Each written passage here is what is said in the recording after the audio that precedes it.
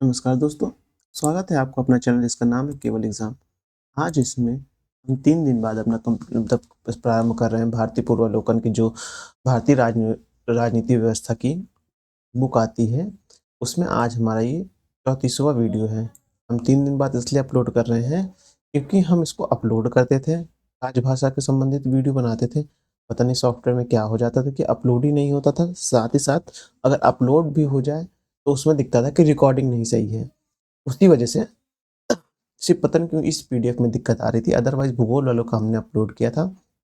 चलिए प्रारंभ करते हैं, ये बात हटा के। लेकिन उससे पहले अगर आपने अभी तक हमारे चैनल को सब्सक्राइब नहीं किया है, तो सब्सक्राइब कर लीजिए। वीडियो अच्छे लग रहे हो तो लाइक करिए और अपना सुझाव देने के लिए कमेंट करिए। अब है भारतीय संविधान के भाग 17। अब ये भाग को आपको याद रखना है, भाग 17 किससे संबंधित है? भाषा से। भाग भाषा से ऐसे। भाग 17 जो है भाषा के अंतर्गत अनुच्छेद 343 से 351 में राजभाषा से संबंधित प्रावधान है। 343 से 391 के बीच कौन से प्रावधान किए गए हैं? वो भाषा से संबंधित प्रावधान किए गए हैं। अब उसके बाद अनुच्छेद 343 एक के तहत संघ की राजभाषा हिंदी और लिपि जो होगी वो देवनागरिक होगी तथा संघ की शासकीय प्रयोजन के लिए प्रयोग होने वाली अंकों का रूप भारतीय अंकों का अंतर्राष्ट्रीय रूप होगा। यानी कि जो अंक यूज किए जाएंगे वो इस तरह के 1, 2, 3 वो किसका होगा? वो अंतर्राष्ट्रीय रूप में होगा, ये बताना चाह रहा है। ये किसमें लिखा है? 343 एक में लिखा हुआ है। 344 के तहत राष्ट्रपति को यह अधिकार है कि वह राजभाषा के संबंध में आयोग गठित करेगा। तो जो मतलब कोई नई भाषा जोड़ना उसके लिए आयोग का गठन होगा। उस आयोग का गठन कौन करेगा? ना ही प्रधानमंत्री, ना संसद, ना सुप्रीम कोर्ट, कोई नहीं करेगा। वो करेगा हमारा भारत का राष्ट्रपति करेगा। किसमें लिखा है? 344 में ऐसा लिखा हुआ है कि राष्ट्रपति राजभाषा का आयोग का गठन करेगा। प्रथम राजकीय भाषा आयोग का गठन 1955 में बी.जे. खरे की अध्यक्षता में हुआ है। यानी कि बी.जे. खरे की अध्यक्षता में क्या हुआ है? वो 355 में पहली बार 355 सन था, पहली बार जो है राजकीय भाषा का गठन का प्रावधान किया गया था। अनुच्छेद 344 4 के तहत राजभाषा पर 30 सदस्यीय संयुक्त संसदीय समिति के गठन का प्रावधान है। यानी 344 में क्या लिखा हुआ है? वो जो समिति गठित होगी उसमें जो 30 लोग चुने जाएंगे, उसमें से 20 लोकसभा से होंगे और 10 राज्यसभा से होंगे। ये देखिए 10 राज्यसभा से होंगे।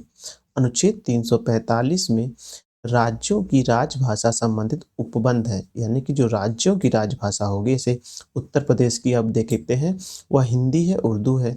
उत्तराखंड की देखेंगे तो हिंदी है और संस्कृत है। तो वो किसमें उल्लेखित है? 345 में उल्लेखित है कि जो राज्य की भाषा क्या-क्या होंगे वो उल्लिखित है। 344 में क्या है? 344 में लिखा है कि हमारे संघ की जो राजभाषा हुआ हिंदी और लिपि देवनागरी, संघ की राजभाषा जो होएगा वो रहेगा। हाँ, उसमें अंकों के बारे में क्या लिखा है? वो अंतर्राष्ट्रीय मानक होंगे 343 में। 344 में क्या लिखा है? राष्ट्रपति एक आयोग का गठन करेगा। आयोग का गठन करेगा।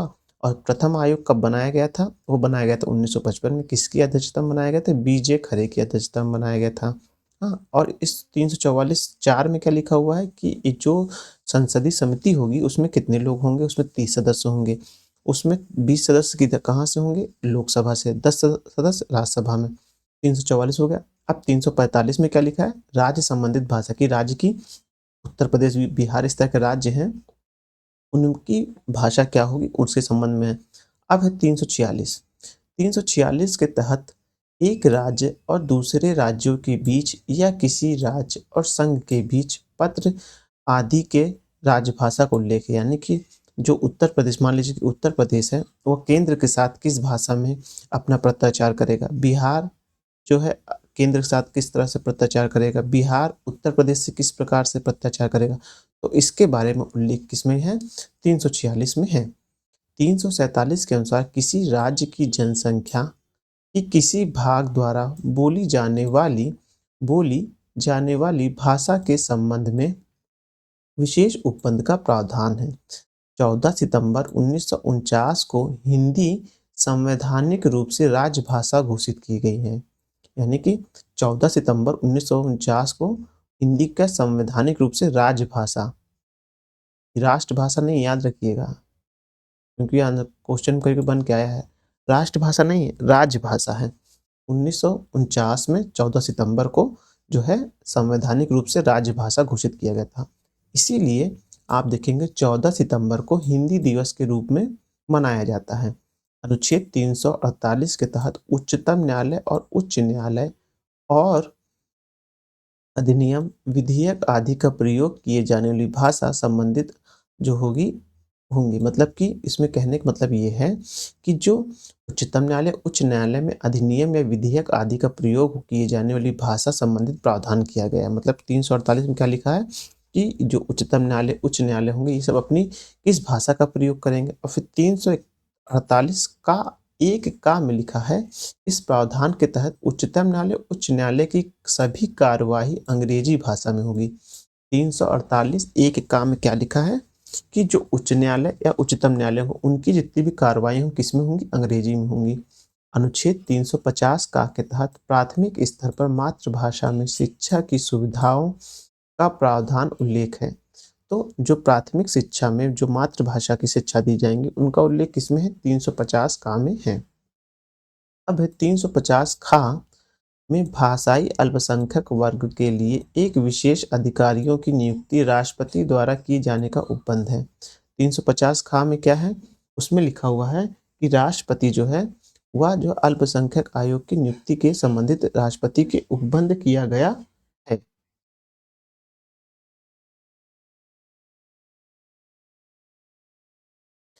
अनुच्छेद 351 में हिंदी भाषा के विकास के लिए निर्देश दिए गए कि हिंदी भाषा के विकास के निर्देश 351 में लिखे हैं। अच्छा, ऐसा इसलिए लिखा हुआ है कि जब स्वतंत्रता संग्राम चल रहा था या स्वतंत्रता के लिए संघर्ष चल रहा था, तो हिंदी को प्राथमिकता दी गई थी, इसीलिए ऐसा लिखा गया है। भारतीय संविधान के किसी भी भाषा को 8वीं अनुसूची के अंतर्गत शामिल किया जा सकता है। मतलब कि भारतीय संविधान की जो भाषा है, वह जितनी भी भाषा है वह किस अनुसूची में है, वह 8वीं अनुसूची में है। संविधान के प्रारंभ में केवल 14 भाषाओं को 8वीं अनुसूची में शामिल किया गया है।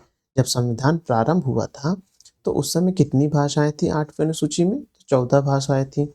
21वें संविधान संशोधन अधिनियम 1967 के माध्यम से सिंधी भाषा को जोड़ा गया तथा 71वें संविधान संशोधन के माध्यम से जो आया था, आपका देखेंगे 1992 द्वारा कोंकणी, मणिपुरी और नेपाली को 8वीं अनुसूची में शामिल किया। 71वें संविधान संशोधन 1992 के द्वारा 7 में से 2 घटाएंगे तो 1 बचेगा, तो 71वें संविधान संशोधन। तो ये उसी की बात हो रही है, ऐसे याद कर लीजिए। उसमें नमक, इस नमक में देखेंगे तो आप देखेंगे नेपाली, मणिपुरी और कोंकणी, ये तीनों भाषाओं को जोड़ा गया था। किसमें, 71वें संविधान संशोधन 1992 के माध्यम से जोड़ा गया था। 21वां संविधान संशोधन के 1969 में लाया गया था, किसको जोड़ा गया था, सिंधी को। अब आता है 92वां संविधान संशोधन अधिनियम 2003, जो कि 7 जनवरी 2004 से प्रभावी हुआ। में बोडो, डोंगरी, मैथिली और संथाली भाषाओं को जोड़ा गया। किसको जोड़ा गया, बोडो, डोंगरी, मैथिली और संथाली। बोडो, डोंगरी, मैथिली, संथाली, ऐसे याद करिए। कई बार रिपीट करेंगे तो अपने आप याद हो जाएगा। बोडो, मैथिली, संथाली और डोंगरी भाषा को जोड़ा गया था। बोडो, डोंगरी, मैथिली, संथाली, बोडो, डोंगरी, मैथिली, संथाली, ऐसे याद रखिए। अब है 96वें संविधान संशोधन अधिनियम 2011 के द्वारा 8वीं अनुसूची में शामिल की गई उड़िया भाषा, जिसका वर्तमान स्वरूप अब जो हो गया वो उड़ीसा हो गया है, जोड़ा गया। कब जोड़ा गया, उसके लिए संविधान संशोधन किया गया, उसके लिए किया गया 96वां संविधान संशोधन किया गया। कब किया गया, 2011 में किया गया। इसलिए जो किया गया कि इसमें 8वीं अनुसूची में उड़ीसा भाषा को जोड़ना था। तो उड़ीसा भाषा कब जुड़ी है, उड़ीसा भाषा सबसे लेटेस्ट में जुड़ी है, जो आप देखेंगे वो 96 संविधान संशोधन 2011 के माध्यम से जोड़ा गया था। अब है उसके आगे, इस प्रकार वर्तमान में 8वीं अनुसूची में कुल 22 भाषाएं शामिल हैं। भाषा शास्त्रीय दृष्टि से द्रविड़ परिवार की भाषा ब्रूही है, जो बलूचिस्तान से संबंधित है। ये थोड़ा सा वो हो गया है। क्या हो गया? भाषा शास्त्रीय दृष्टि से द्रविड़ परिवार की भाषा ब्रूही है, जो बलूचिस्तान में की भाषा है। जो बलूचिस्तान किसका भाग है? वो पाकिस्तान का भाग है, लेकिन उसका जो आकर्षण या वहाँ के लोगों का आकर्षण बना रहता है, वो भारत के प्रति बना रहता है। तो वहाँ जो ब्रूही भाषा बोली जाती है, वो किससे है? वह द्रविड़ भाषा की परिवार से संबंधित है। अब पहला प्रश्न देखेंगे, भारतीय संविधान के किस अनुच्छेद में भाषा राज्य की भाषा या भाषाएं अपनाने की प्रक्रिया है? वह 345 में है कि राज्य अपनी कौन सी भाषा चुनेगा, वो है। और आप देखेंगे 44 में क्या है? 44 में क्या है कि संघ की भाषा के बारे में उल्लेख है। 43 क्या है? 43 में ये लिखा गया है कि संघ की भाषा होगी और उसमें जो अंक यूज होंगे वो अंतर्राष्ट्रीय मानक के होंगे। 344 में ये मैं यहाँ गलत बता दिया था। 344 में आप देखेंगे तो राष्ट्रपति एक आयोग का गठन करेगा, इसके बारे में उल्लेख किया गया है।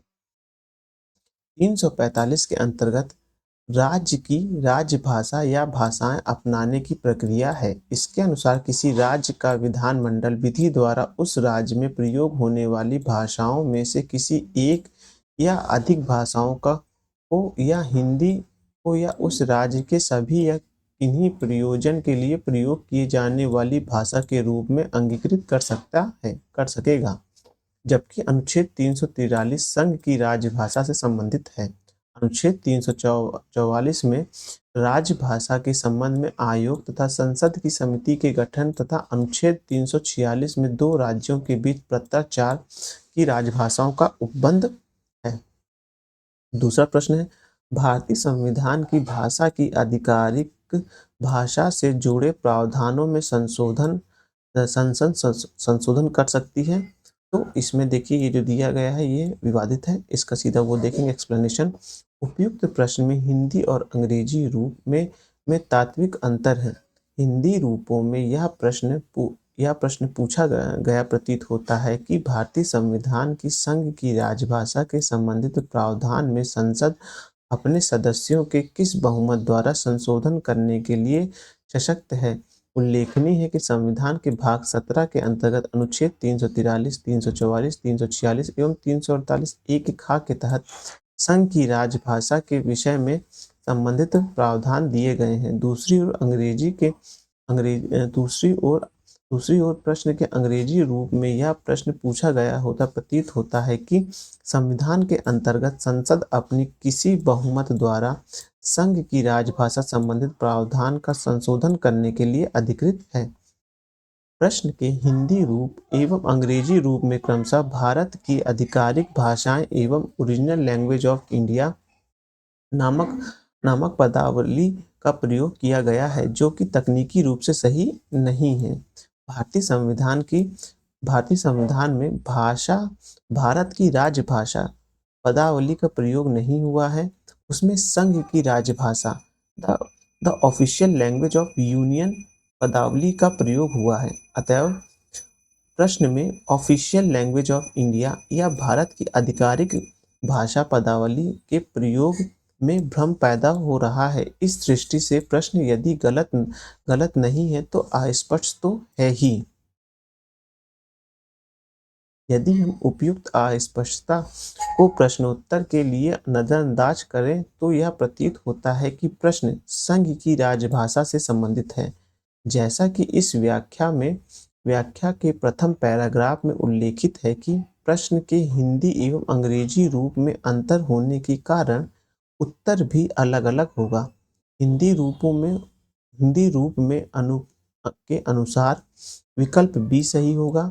संघ की राजभाषा संबंधित प्रावधान वाले अनुच्छेद 343, 344, 346, 348 एक खा में संशोधन संसद द्वारा अनुच्छेद 368 में अधिकथित प्रक्रियाओं के अनुसार ही संभव है, अर्थात नहीं। यह अनुच्छेद अर्थात अनुच्छेद 343, 344, 346 एवं 348 एक खा अनुच्छेद 368 के परंतु में शामिल नहीं है। इसलिए इसमें संशोधन के लिए कम से कम आधे राज्यों के विधानमंडल का अनुसमर्थन नहीं चाहिए। दूसरी ओर यदि प्रश्न के अंग्रेजी रूप को स्वीकार किया जाए तो विकल्प ए सही उत्तर होगा। संसद के अनुच्छेद 343 3 के अनुसार अनुच्छेद 343(1) का अपवाद सर्जित करते हुए संघ की राजभाषा हिंदी के स्थान पर या हिंदी के अतिरिक्त अंग्रेजी को संघ की शासकीय प्रयोजन के लिए जारी रखने के लिए कानून बनाने की शक्ति है। अनुच्छेद 343(3) के तहत ऐसे कानून संसद द्वारा अपने साधारण बहुमत से बनाए जाएंगे। संसद ने अपनी इस शक्ति का प्रयोग करते हुए राजभाषा अधिनियम 1963 अधिनियमित किया है। इस अधिनियम की धारा 3 के अनुसार हिंदी के अतिरिक्त अंग्रेजी भी संघ की राजभाषा के रूप में 26 जनवरी 1965 को उपयुक्त होती रहेगी। संघ की कतिपय शासकीय प्रयोजन के लिए तो अंग्रेजी इस अधिनियम के द्वारा अनिवार्य है। स्पष्टता उक्त अधिनियम में कोई भी संशोधन संसद द्वारा अपने साधारण बहुमत से किया जा सकता है और तदनुसार संघ की राजभाषा में संविधान के अनुरूप संशोधन किया जा सकता है। प्रश्न के अंग्रेजी रूप में प्रयुक्त प्रोविजन शब्द और अंडर द कॉन्स्टिट्यूशन शब्द के अनुच्छेद 343(3) के तहत संसद को प्राप्त शक्ति का एवं शक्ति के प्रयोग में अधिनियमित राजभाषा अधिनियम का संदर्भ स्पष्ट हो रहा है। उपयुक्त व्याख्या से स्पष्ट है कि एक ही प्रश्न के दो सुभिन्न उत्तर हैं, लेकिन आपको सबसे इम्पोर्टेंट इसमें तो ध्यान रखना है, ये याद रखना है कि जो ये 1963 में जो अधिनियम लाया गया था, जिसकी धारा 3 क्या कहती थी कि हिंदी के अतिरिक्त अंग्रेजी भी संघ की राजभाषा के रूप में 26 जनवरी 1965 को उपयुक्त होती रहेगी। ये जो ध्यान रखना है। अब अगला प्रश्न देखते हैं। निम्नलिखित में से भारत के संविधान में उल्लेखित भाषाओं के बारे में क्या सही है? तो सही क्या है कि बोडो संविधान की 8वीं अनुसूची में स्वीकृत है। बोडो, डोंगरी, मैथिली, संथाली 4 भाषा कब लाई गई थी? ये 4 भाषाएं आप देखेंगे तो लाई गई थी 91वां संविधान संशोधन 2002 या 3 के माध्यम से लाई गई थी। देखिए इसमें लिखा होगा, हाँ 92वां संविधान संशोधन अधिनियम 2003 में लाई गई थी। बोडो भारतीय संविधान की 8वीं अनुसूची में स्वीकृत भाषा है। इसे 92वें संविधान संशोधन अधिनियम 2003 द्वारा 8वीं अनुसूची में शामिल किया गया था। अनुच्छेद 343 के अनुसार हिंदी भारतीय संघ की राजभाषा है, न कि राष्ट्रभाषा। यानी संघ में जो है वो हिंदी भाषा के प्रयोग से संबंधित है, लेकिन वो राष्ट्र की भाषा नहीं है। अंगिका संविधान की जो है 8वीं अनुसूची में शामिल नहीं। अनुच्छेद 350 का के अनुसार प्रत्येक राज्य और राज्य के भीतर प्रत्येक स्थानीय प्राधिकरण भाषाई अल्पसंख्यक वर्गों के बालकों की शिक्षा के प्राथमिक स्तर पर मातृभाषा में शिक्षा की पर्याप्त सुविधाओं की व्यवस्था करने का प्रयास करेगा और राष्ट्रपति किसी राज्य को ऐसे निर्देश दे सकेगा जो वह ऐसी सुविधाओं का उपबंध सुनिश्चित करने के लिए आवश्यक या उचित समझे। राज्य किसी भी प्रकार से उन्हें ऐसा करने के लिए उपबंध नहीं कर सकता है। संविधान के किस अनुच्छेद में यह व्यवस्था की गई है कि प्रत्येक राज्य शिक्षा के प्राथमिक स्तर पर मातृभाषा में शिक्षा की पर्याप्त सुविधाओं की व्यवस्था करने का प्रयास करेगा? तो करेगा 350 का में करेगा। भारतीय संविधान के अनुच्छेद 344 के तहत राजकीय भाषा आयोग का गठन हुआ था, तो वह हुआ था आप देखेंगे 1955 में बी.जे. खरे की अध्यक्षता में हुआ था। ये ध्यान रखना है। 7 जून 1955 को तत्कालीन राष्ट्रपति डॉक्टर राजेंद्र प्रसाद ने बी.जे. खरे की अध्यक्षता में प्रथम राजकीय भाषा आयोग का गठन किया, जिसने 1956 में अपना प्रतिवेदन राष्ट्रपति को सौंप दिया। 1957 में एक संसदीय समिति द्वारा इस रिपोर्ट की समीक्षा की गई, जिसके अध्यक्ष पंडित गोविंद बल्लभ पंत थे। देखिए इस चीज को समझिए क्या होता है। पहले राष्ट्रपति एक आयोग का गठन करेगा, जो आयोग का उल्लेख है 344 में उल्लेख है। राष्ट्रपति ने एक आयोग का गठन कर दिया। अब आयोग जो गठन करेगा उसमें क्या करेगा, वो अपनी एक रिपोर्ट सबमिट देगा राष्ट्रपति को। राष्ट्रपति की रिपोर्ट। अब जो रिपोर्ट में दी गई बात है, बात लिखी गई है, वह सही है, वह कितनी उपयुक्त है, वह उपयुक्त नहीं है, इसकी समीक्षा कौन करेगा? इसकी समीक्षा संसद की एक संसदीय समिति करेगी। उस संसदीय समिति में कितने लोग होंगे? उसमें 30 सदस्य होंगे। 30 सदस्य में कितने कहाँ से आएंगे 30 सदस्य? तो उसमें से जो 20 होंगे वो आप देखेंगे लोकसभा से, 10 जो है आपके राज्यसभा से आएंगे, ये होंगे। अब ये जो सुझाव देंगे, इसको जो है ये जो इसका पुनर्लोकन करेंगे ये लोग बैठे हुए, किसकी? जो भाषाई आयोग ने कहते हैं अपनी रिपोर्ट दी है, तब जाके जो अगर वो जो भी अनुशंसा करें उसी के अनुसार उसको लागू किया जाएगा। ये बात हो रही है यहाँ पास। को रफ कर देते, ये समझ में आ गया होगा आपको। अब आगे बढ़ते हैं। भारतीय संविधान की 8वीं अनुसूची में कौन सी भाषा वर्ष 2003 में जोड़ी गई? तो जोड़ी गई थी, देखिए, कोंकणी, मणिपुरी और सिंधी तो देखिए पहले ही जोड़ दी गई थी। सिंधी जोड़ दी गई थी 21वें संविधान संशोधन 1963 के माध्यम से शायद जोड़ी गई थी सिंधी। हाँ, नहीं, ये देखिए लिखा है 1967 में किए गए थे राजकीय भाषा का दर्ज। ये देखिए 21वें संविधान संशोधन 19, हाँ, फिर आया 92 में।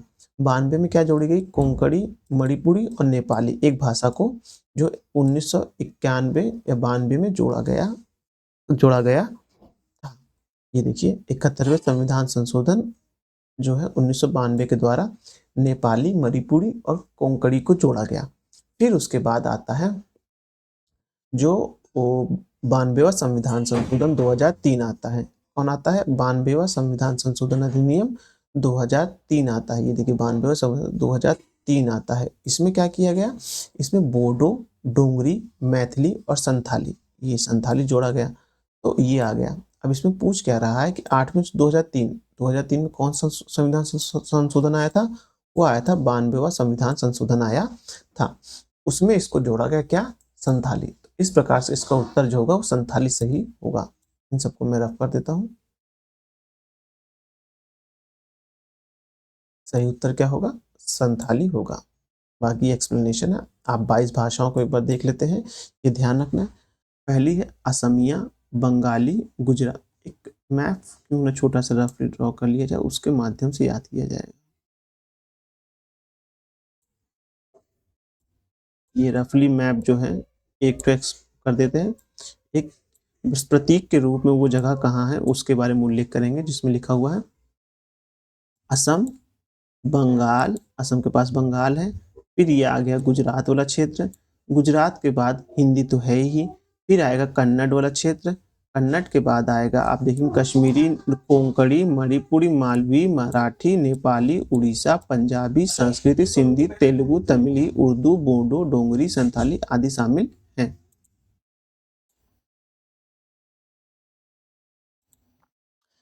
ये एक मैप में देखते हैं, फिर से एक बार पढ़ लेते हैं, उस समय थोड़ा गलती हो गई थी।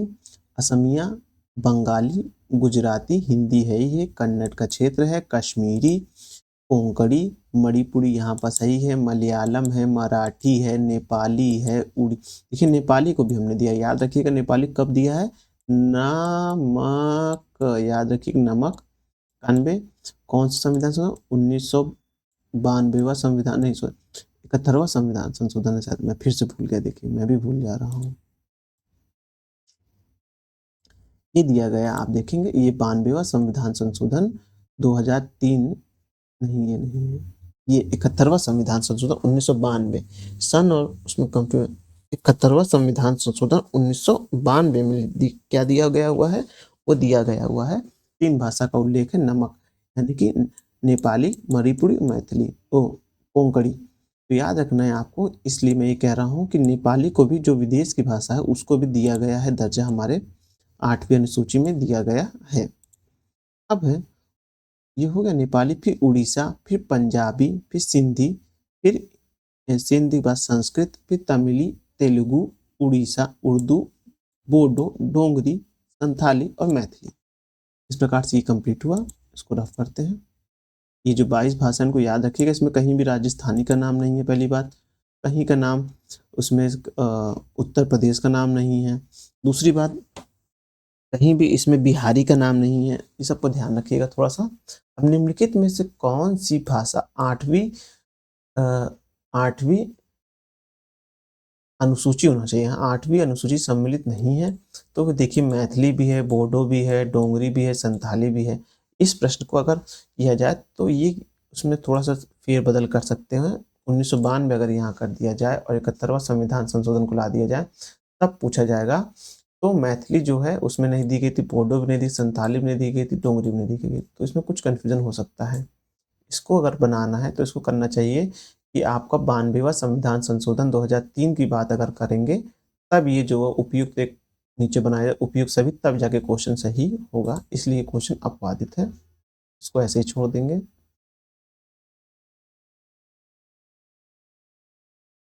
अब है निम्नलिखित संविधान संशोधन अधिनियम में से किस एक के अंतर्गत भारत के संविधान में 8वीं अनुसूची की 4 भाषाओं को जोड़ा गया?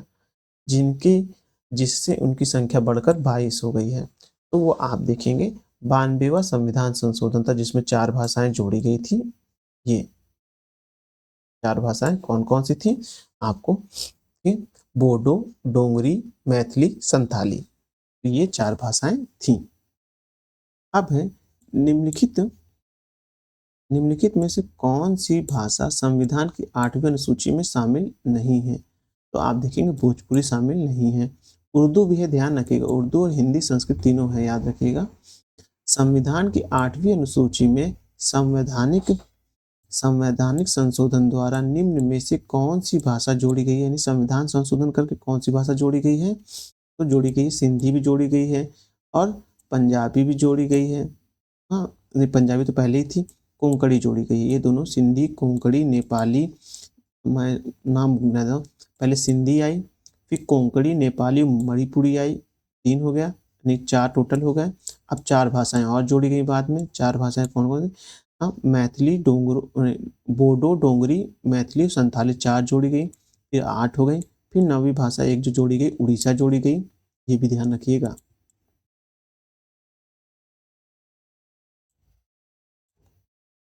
तो ये दोनों ही आंसर होंगे।